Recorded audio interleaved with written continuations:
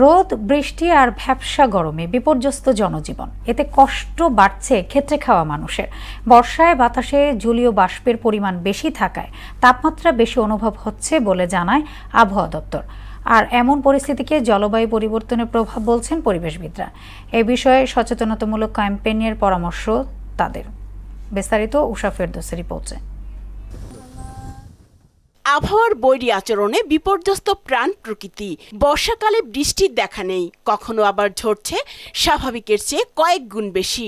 গরমকালেও বেখেয়ালি আচরণ। জলবায়ু পরিবর্তনের ফলে প্রকৃতি থেকে শুরু করে প্রভাব পড়ছে মানুষের দৈনন্দিন জীবনেও। গরম না কমার মূল কারণ হচ্ছে যে আমাদের প্রকৃতি। আমাদের ঢাকা শহরে যে অবস্থা, আপনার যে পরিমাণ গাছ দরকার আমাদের, তার 10 ভাগের 1 ভাগও নাই। বিদ্যুৎ বিল বা এসি প্যান্ট সমস্ত কিছুর ব্যয় অনেক বেড়ে গেছে। এবছর গ্রীষ্মের তাপমাত্রা 40 ডিগ্রি সেলসিয়াস ছাড়িয়ে যায়। এতে কাজে গিয়ে হিমশিম অবস্থা খেটে খাওয়া মানুষের। কমেছে আয় রোজগার।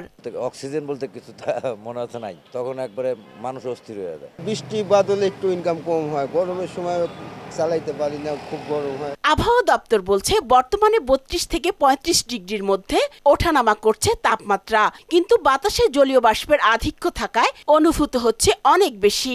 বাংলাদেশের যে পশ্চিমাঞ্চল, সেই পশ্চিমাঞ্চলে আপনার তাপমাত্রার যে ভেরিয়েশন অনেক বেশি। কারণ আপনি রাজশাহী বিভাগে যান, সেখানে 80-র দশক থেকে যদি শুরু করা হয়, বাংলাদেশের অন্যান্য অঞ্চলের চেয়ে কিন্তু রাজশাহী অঞ্চলে আপনার তাপমাত্রার ভেরিয়েশনটা কিন্তু অনেক বেশি ছিল। এবং তারপরেই হচ্ছে ঢাকা ডিভিশন। এই সময় যেহেতু বাতাসে জলীয় বাষ্পের পরিমাণ বেশি থাকে, তার চেয়ে 2 থেকে 3 ডিগ্রি সেলসিয়াস তার নিজের কাছে বেশি মনে হয়, শুধুমাত্র বাতাসে জলীয় বাষ্প বেশি থাকার কারণে। বৈশ্বিক তাপমাত্রা বৃদ্ধির প্রভাব বাংলাদেশের ওপর স্পষ্টভাবে দেখা যাচ্ছে বলে জানালেন বিশেষজ্ঞরা। ভবিষ্যতে গরমের তীব্রতা বাড়ার আশঙ্কা জানিয়ে দ্রুত প্রস্তুতি নেওয়ার তাগিদ তাদের। ক্লাইমেট চেঞ্জ বাংলাদেশে এইটাতে এতটাই ভিজিবল। গরমকালের টেম্পারেচার এখান থেকে 30-40 বছর আগে যে পরিমাণ ম্যাক্সিমাম গরম আমরা ফিল করতাম, এখন তার থেকে অনেক বেশি। গভর্নমেন্ট এটা অ্যাওয়ারনেস ক্যাম্পেইন করবে, কি করতে হবে।